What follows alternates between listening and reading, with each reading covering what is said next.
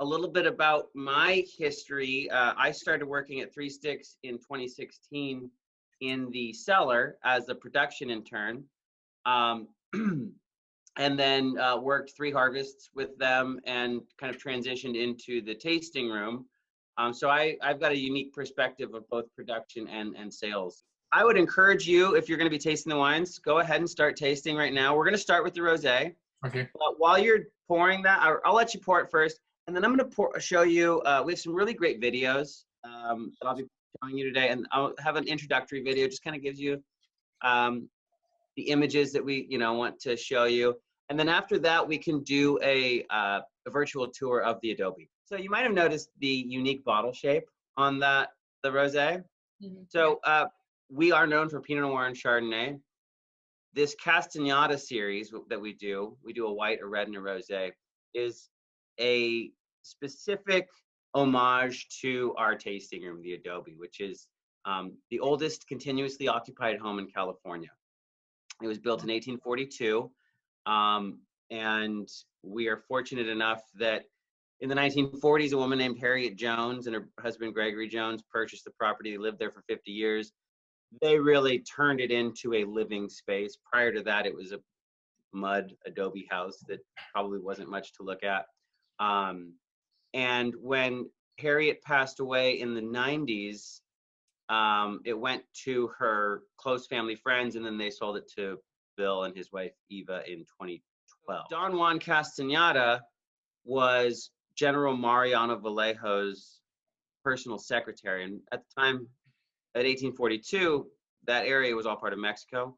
General Vallejo was the governor of that region, and he had his brother build our tasting room and 11 other additional homes to encourage people to start settling that area and help with, it was mostly ranching at the time. But his personal secretary lived in our home, Don Juan Casteñada. So that's the nod to the history. The shape of the bottle is something that we would assume maybe a whiskey would have come in the 1800s. And in fact, the style of winemaking itself is a throwback as well. So like I said, we do Pinot Noir and Chardonnay primarily. All of the grapes in the Casteñada series are Rhone varietal. We grow those as well, but for our white, it's Marsanne, Roussanne, Viognier, and Grenache Blanc. For the red wine that we do, it's all 4 of those white grapes plus Syrah and Grenache Noir. And then our rosé is a Saunier or a bleed off of that red wine. So before it extracts all that color pigmentation, we pull some juice off and ferment it pink. The way that we make those wines too is how wine would have been made back in the 1800s as well. Instead of, on that red wine where we have 6 different grapes going into it, typically you would harvest each of those varietals at their specific ripeness, and then you would ferment them separately, and then you'd blend them later on before bottling. What we do is called a field blend. So we grow all those grapes close together, we harvest them all on the same day, and we ferment them all together. So especially with the red wine where the rosé is coming from, it's this beautiful mix of red and white grapes in this big open top fermenter. It's and it's the last grapes that come in. They ripen a little bit later than Chardonnay and Pinot Noir. So it's really fun every year to see that kind of, it's like, the hard work's coming to an end, and then you get this really beautiful thing to look at with these white and red grapes fermenting together. It's really cool. But let me show you, now that you have a little wine glass, I'm going to show you a little video. Can you hear that? Yes. Okay.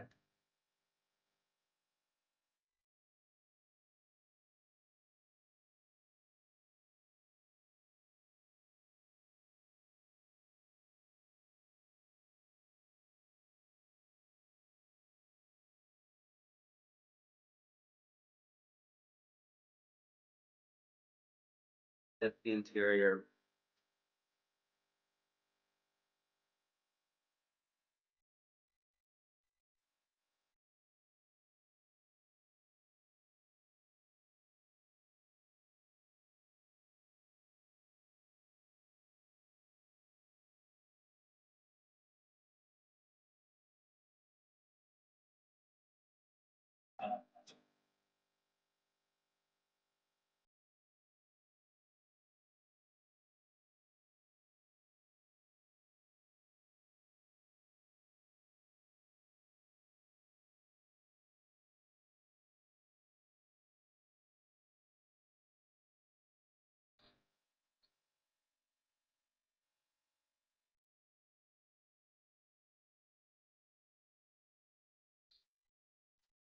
From the street, it looks just like a normal home, you know, with an Adobe style to it. The Joneses, who purchased the property in 1947, are the ones that plastered the outside of it, and that really, really makes it visually stunning. You'll see here, we have a couple plaques that are denoting this an historic building in Sonoma. There's one here too. Well, that's our plaque, I guess. So this is our entryway. You come in here. This is our main room. And this was originally, the Adobe was only just this room itself. So this back wall here to here, and then where we are now, that was the extent of the home. And in fact, these beams up here are original beams from 1842. A lot of the rest of the building has been renovated and retrofitted for earthquake compliance. And since it's a commercial space, we have sprinklers in the roof and recessed lighting and things like that. But Ken Folk did a fantastic job of really tying in kind of a modern approach, but making it feel old. So a lot of guests ask about these flagstones on the floor, and they ask if they're original. They're not original, but he, you know, hand selected them, and they do look very worn and old. We have these chairs here. We call these our Jetsons chairs, and they're super kind of 1960s retro modern, and they have no right to fit in this building, but they fit perfectly, and they just look gorgeous, and they're very comfortable. This over here is an old church pew that he found, that he recovered in burgundy dyed cowhide. I like to point out these are aluminum tortoise shells. No animals were hurt in the making of that. And then this here is one of our 3 tasting areas. This is our Adobe table. We have a chandelier here from Italy from the 1840s, hand-carved wood. This is where we'll host any of our guided tours, our tastings with the small bites, or our luncheons as well. But I think the really special part about this tasting room is our garden. So when the Joneses lived here starting in the 1840s for 50 years, Harriet Jones was really fond of her garden. And when she lived there, it was a much more traditional English style garden, meandering paths and elevations and lots of hedges. We had to change it, of course, but we were able to keep a number of her plants. So these 2 box shrubs on either end of the fountain are original from the 1940s, as are these crepe myrtles, which are behind them. We have a fire pit over here. It's really nice when it starts to cool off. Excuse me. And then we have a really great table. This is really nice. If the weather's nice, which it normally is here in Sonoma, you can sit out here and enjoy the wines, or you can sit by the fire pit and enjoy the wines as well. I will take you to one more thing. Oh, these rose bushes too. These are Harriet's. These are over 80 years old, and they still bloom gorgeously. I love those roses. So another one of our tasting rooms is our storehouse. So this is where we keep. This is where I think you saw the Adobe bricks that you complimented. So this is, we store a lot of our wine here. We host our black tie dinner here in December. We can do any of our guided tastings here as well. One note about the Adobe bricks, those are just a facade. They aren't part of the structural integrity of the building. You cannot build with Adobe bricks in earthquake country anymore. No. Which is and the cards that you send that explains each of the bottles, and for this one it's talking about the barrel aging being 32 days, and in a stainless steel. So 32 days, that's quite short. Yeah, so we're not aging it in oak. We're not getting, we don't want any anything that the oak would implement into the wine, we're not looking for that. We want it to stay crisp and clean and sharp and high acidity, and you know, oak imparts a lot of those baking spice aromas. It really kind of lends to a richness of a wine, where we want this to. This isn't a wine that we expect you to age. It's a wine that, you know, you get it now. We release it in the spring. It's great for summertime. It's perfect to drink then. Really, that, I think you said 32 days in stainless steel. I don't have the card in front of me. That's really to just kind of let everything kind of cohese together, kind of come together. When a wine is first fermented, it tends to be a little disjointed. So a little time in an airtight container can kind of help quell that. So that's why we do that. Whereas our Pinot Noirs can be in the oak barrels for up to 16 months. Right. Sometimes. So do you like the rosé? Oh, lovely. Yeah, it's very nice. That's cool. I'm glad you like it. It's and I have to say, it's one of those wines that, well, I believe that about all of our wines at 3-6, but every year the rosé just gets better and better for me. Yeah, I think of strawberry when I drink. Strawberry, I get, you know, definitely like strawberries and cream, watermelon. There was someone said something that just really popped out of me, but strawberries is kind of, I think, the consensus on that one. Yeah. Did you want to try the Origin Chardonnay next? Our Origin Chardonnay is our only Chardonnay that we make that is also unoaked. So we ferment this in giant concrete eggs. What we do at 3-6 with our oaked Chardonnays is we'll bring the grapes in, we'll press them right away, and then we barrel them immediately. And so we let them ferment in barrel, as opposed to letting them ferment in a big tank and then barreling it down separately after that. My base of knowledge isn't high enough to understand why you would want to do fermentation in oak barrels as opposed to fermentation in tank. But this is what Bob Cabral, our director of winemaking, had decided, and it makes fantastic wine. So I'm not going to argue with him on that. But these eggs, it's exactly what it's this giant egg shape made of concrete. And what's cool about concrete as opposed to stainless steel is it's porous, as are oak barrels. So that's part of the fermentation and aging process, is you have oxygen being able to come into the wine. And you can do that in the eggs as well. And another really unique aspect of that is you have the lees, the solids that drop out during fermentation, are coming to the bottom of this egg.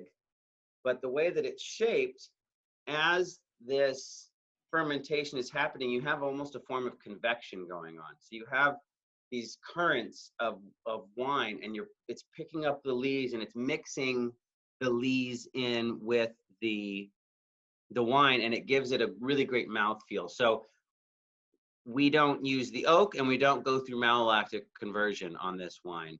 And traditionally with a Chardonnay, if you don't do either of those things, you're going to get a really crisp, sharp, almost hard to drink wine. And so us using the concrete eggs, and then we do a pretty vigorous stirring of the lees after fermentation. So about once a week, we'll go into the either the egg or the stainless steel drums that we use also, and we'll stir up the lees, and that really helps with that mouthfeel.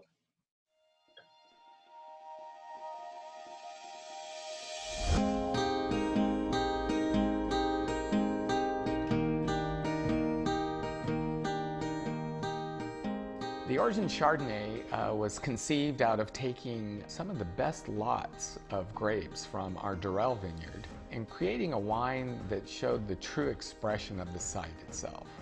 And what I mean by that is kind of eliminating some of those tricks and some of those manipulations that a winemaker can put on to the wines to, you know, craft them in kind of their signature or their vision. So the Origin Chardonnay was conceived by whole cluster pressing the same lots of Chardonnay, older Winty clones on the Durell Ranch, into a tank, splitting those lots in half. Half would go to barrel ferment for our Durell vineyard, single vineyard Chardonnay. The other half would go into concrete eggs. And these are large ceramic type vessels made of concrete that hold about 170 gallons of juice. And what you really see with this wine, and we happen to have a glass right here, is a real rich style Chardonnay that has all of that mouthfeel and texture and the aromas of pears and apples and stone fruits without the influence of oak.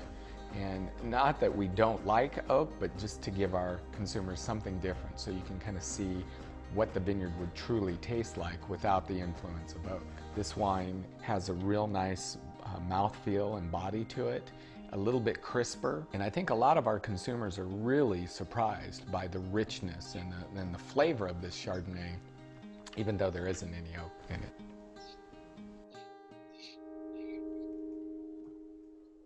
Interesting. What he was saying was that it's the mixture of the concrete egg and the stainless steel. So some of the wine is stays in the concrete egg and some in the stainless steel. I'd say about 30.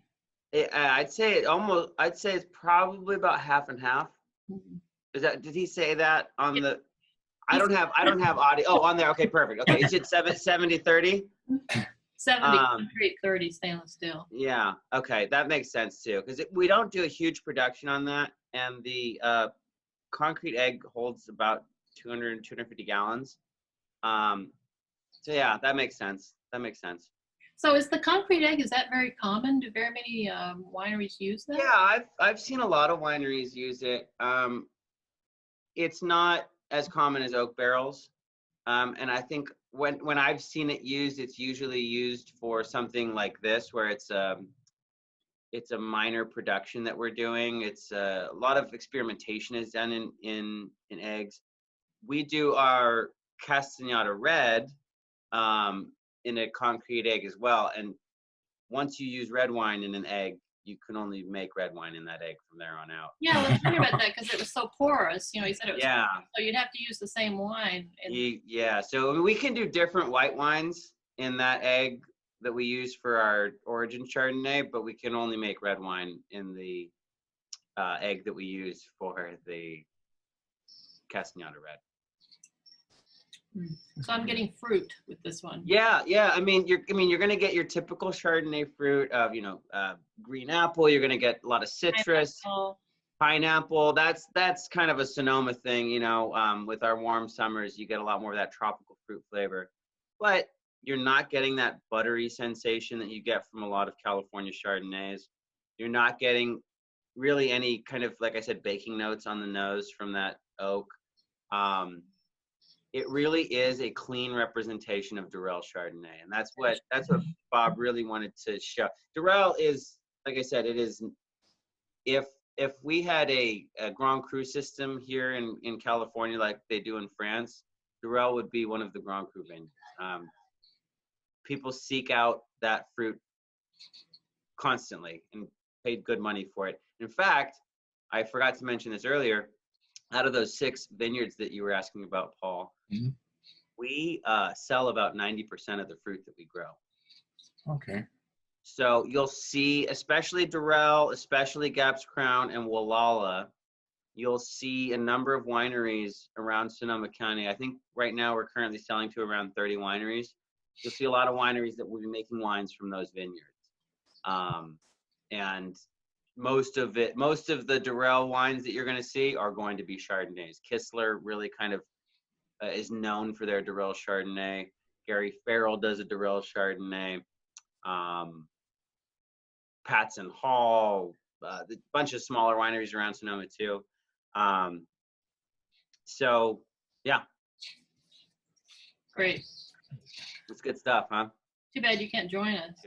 And I think a lot of times when wineries make an unoaked Chardonnay, it tends to be really one-dimensional. Chardonnay is a high acid grape, which is great for aging. It's great for food pairing, but it can be a little aggressive, especially when it's young. And this is an 18. It's not like it's had a lot of time in bottle to mature. And so I attribute a lot of the lack of us being one-dimensional in our unoaked Chardonnay and the lack of us being too harsh to drink, to that concrete egg, to the lees stirring that we do. And it just makes a fantastic wine. Yeah, really excellent. I'm so glad you like it. Yeah, no, this is just perfect, really. Great. Did you want to move on to the Pinot Noir at this time? Sure. Okay. So as you're pouring, I'll mention most of the wines that we make at Three Sticks are single vineyard designates. So we have a Durell Chardonnay, we have a Gaps Crown Pinot Noir, we have a Wallala Pinot Noir. We're just starting to make some single vineyard stuff off of our 2 Russian River vineyards now that they're starting to show real fruit. We do 2 blends. We do a Russian River blend, which is the 2 Russian River vineyards, the Alon and the William James. And then we do this, the Price Family Estates. And this is a blend of all 6 of our vineyards. And I think this is kind of our quintessential wine. It really, the way I like to describe it is like a painter with a palette. The more colors you have to work with, the more complex your painting can be. You know, whereas I love a single vineyard wine, it really kind of speaks to the place and the moment in time in which that wine and those grapes grew. Mm-hmm. But with our Price Family Estates approach, we, you know, it's different percentages every year, but our winemakers and Bill, our owner, go through and taste the different lots of wines that we ferment separately, and they decide, you know, what percentage of what is going to go in this Price Family Estate to really make a wine that showcases not only Three Sticks and our style of wines, but Sonoma County as a whole. And I think that ties into Bill's philosophy of, you know, when he just purchased vineyards within Sonoma County, this is his little baby. And this is one of 3 wines that we actually sell wholesale. So if you're lucky enough to find Three Sticks on a menu in a restaurant, this will be one of them. I think it's just a great expression of who we are. And I have a great video about it as well. So let's put that on for you while you're enjoying the wine. Good.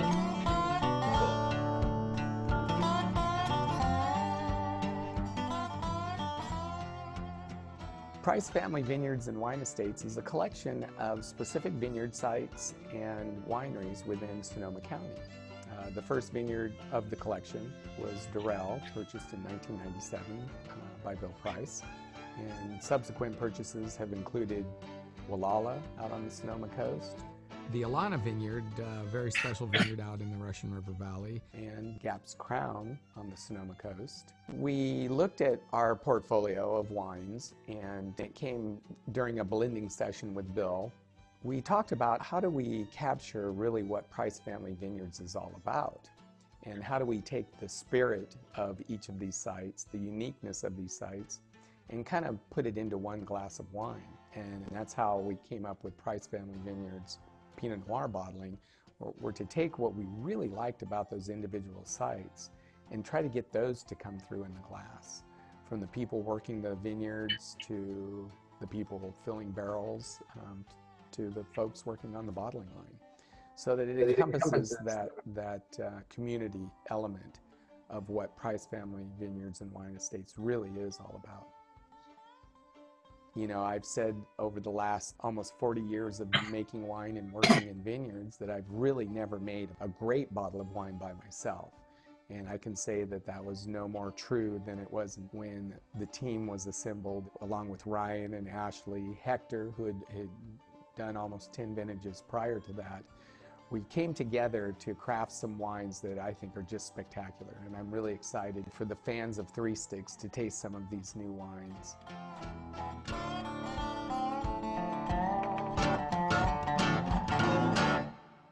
So I have a quick question about this Pinot. Yeah. Is this the one that was referenced on the cover of Wine Spectator? It was your 2019 vintage? I believe it was the 17 vintage 2017, that was on the cover on the of Wine cover. Spectator. And we didn't know about that. It was a surprise to us. It was really cool. I can bet. Yeah. And, you know, to have that wine on the cover as opposed to one of our single vineyards, you know, was a real surprise, because I think that the Price Family Estates that you're enjoying right now is kind of an egalitarian wine. It's very approachable. It's everyone absolutely loves it. I think some of the more serious wines that we make are the single vineyards. And so I would assume that Wine Spectator would put a single vineyard wine on the cover. And then when they put the Price Family Estates, I think we were just kind of overjoyed, because like I said, it really is the expression of three sticks in a Pinot Noir, in my opinion. In this one in particular, and I think it's because we're getting a little bit more of that Russian River fruit, I get some of that Russian River characteristics, that kind of black raspberry, definitely cherry, sassafras cola kind of feeling to it, or taste to it, I should say.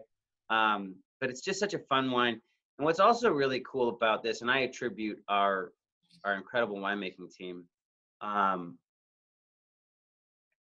it's kind of like when you're making wine, there's a trade-off, right? You either make a wine that's really good right when you release it and it doesn't really age very well, or you release a wine like they do in France and Italy that you can't touch for 5 to 10 years before it starts to be good.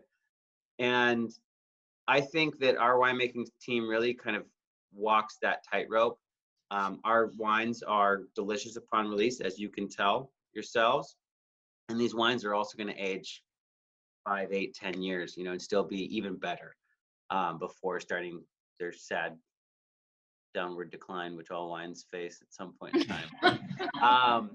But it's really, I think it's a testament to, you know, I mean, I'll be honest, the money that Bill Price invests in this winery, he really cares about it, and he spares no expense, and we are extremely fortunate.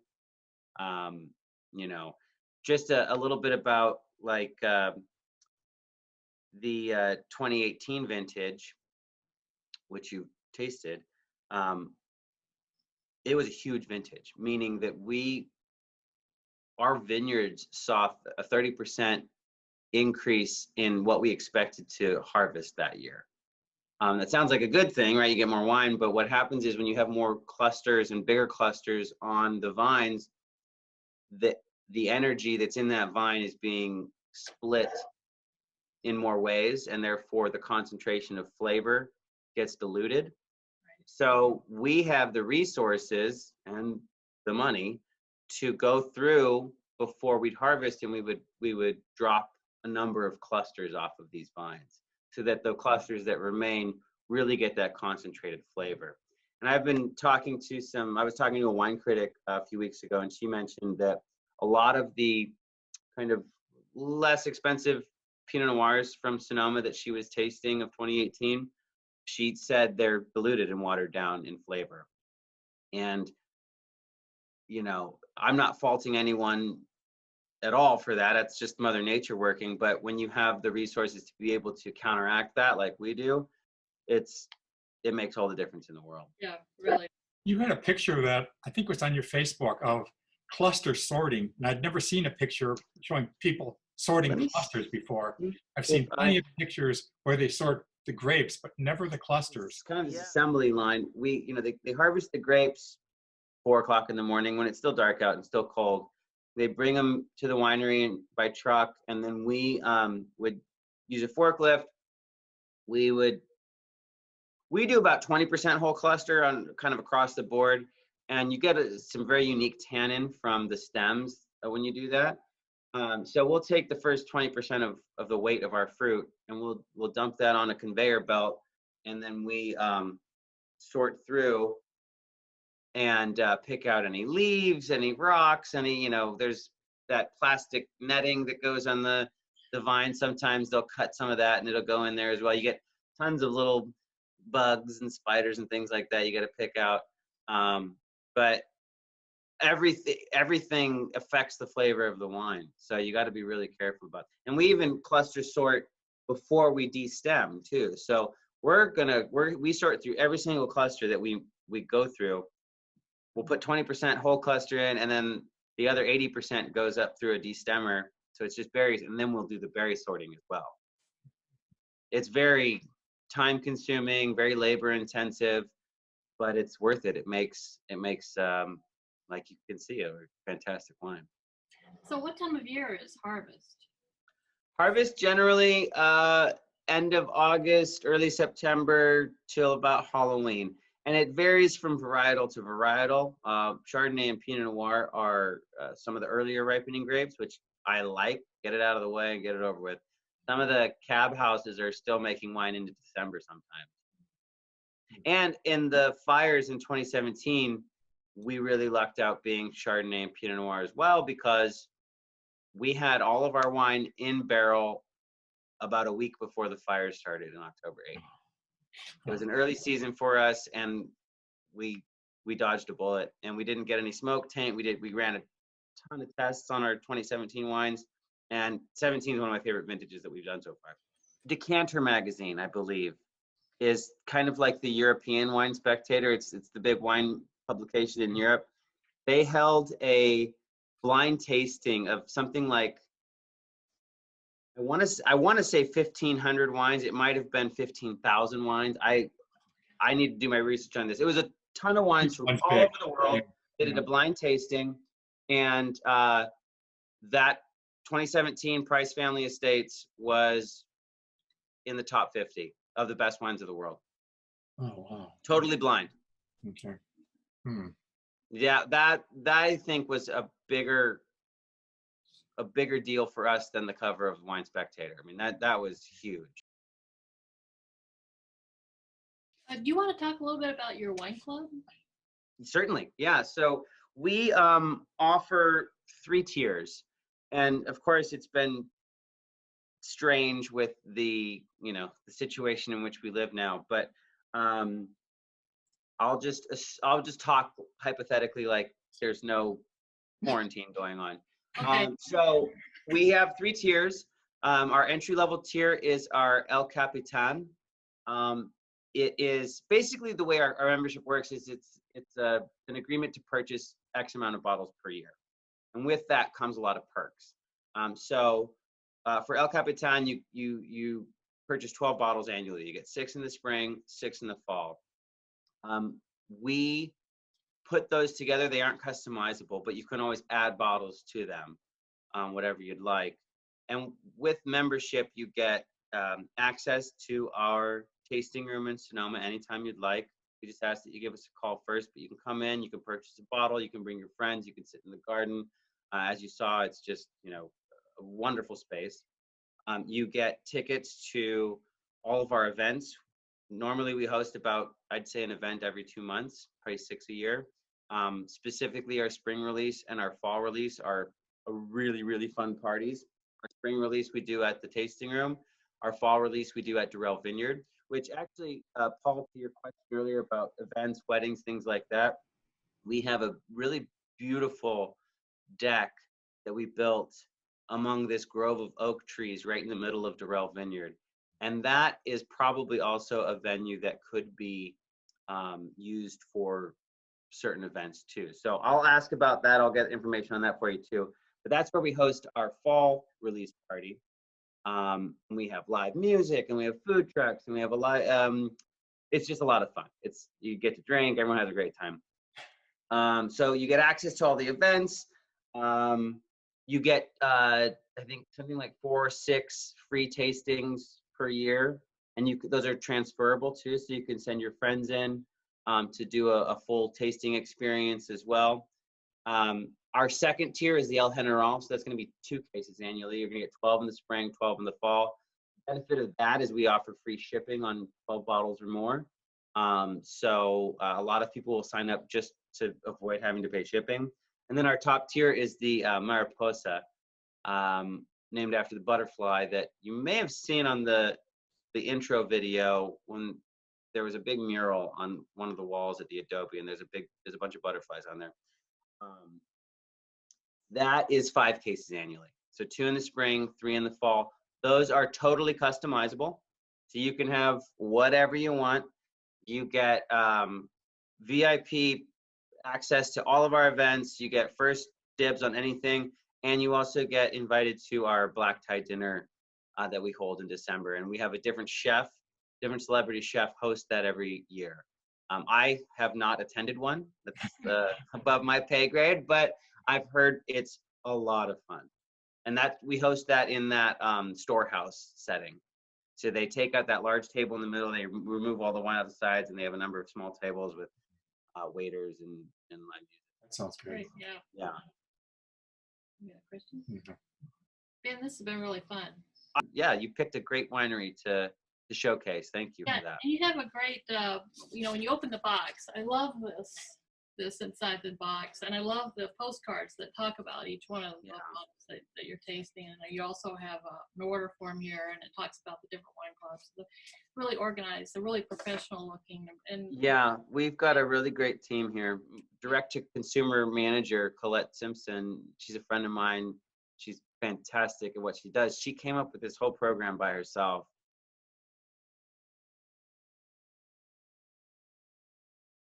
You're doing the one that I would think is probably the most popular.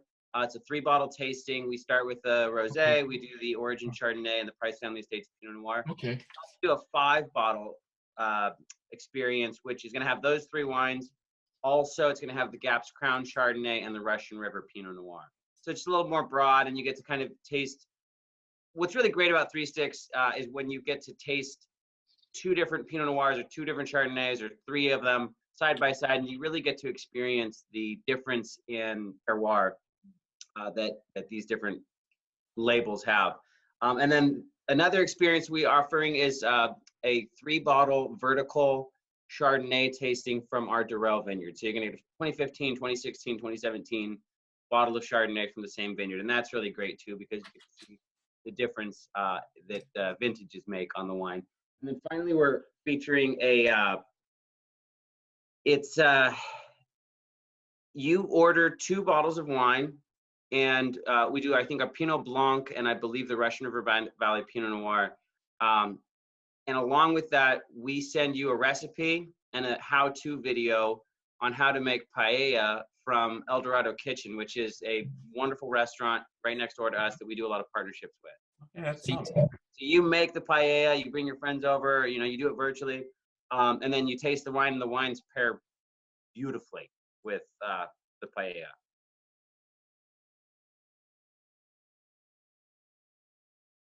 Bill Price III is our proprietor and our owner, and he was an investment banker.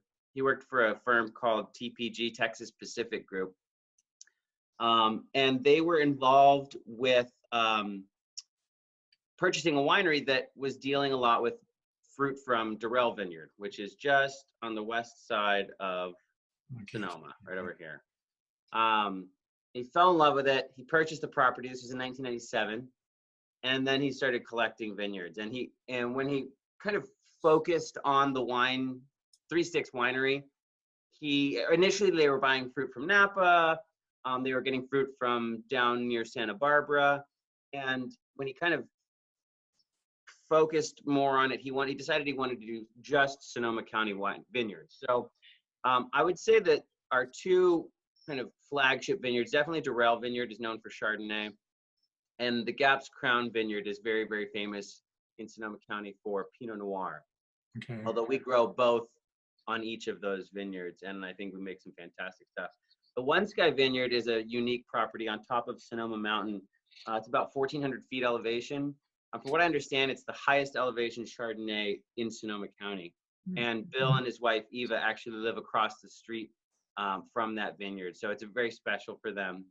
The Wallala Vineyard up here towards the Mendocino County line, and this map is not to scale. The Wallala Vineyard is actually probably closer to here. It's much closer to the ocean, but it's about as far north in Sonoma County as you can go. And we grow a lot of the bulk of our Pinot Noir there. Really cold climate produces some fantastic Sonoma County wines. Our 2 newest vineyards are the Alana and the William James, and those are both named after Bill's children. And those are going to be in the Russian River Valley, specifically in the Green Valley, which is a sub-appellation of the Russian River. And just some those were planted within the last 7 years, I think. So we're just starting to get some mature fruit from them, and they are stunning. Really, really fantastic vineyard. The Walala is the one that you can see the ocean from. It's 20 miles from the ocean. I would say it's closer. I've heard 3 miles from the ocean. Oh, really? You can't really see the ocean from there because it's on the east side of a mountain. Okay.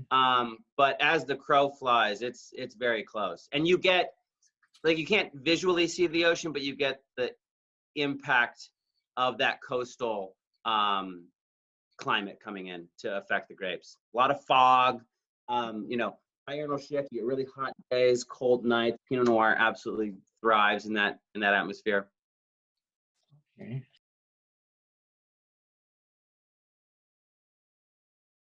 Again, we're partnering with Dorado Kitchen next door. They excel at food, and so we do the wine and they do the food. But we can do a luncheon where you have a private waiter. I believe it's 3 to 5 courses. You pre-select your meal, and then we pair the wines with that. We also do a food. It's like more of like a almost like a tapas style, where you get like 5 small bites of different foods, and we pair those with 5 different wines, and that's a really fun experience too.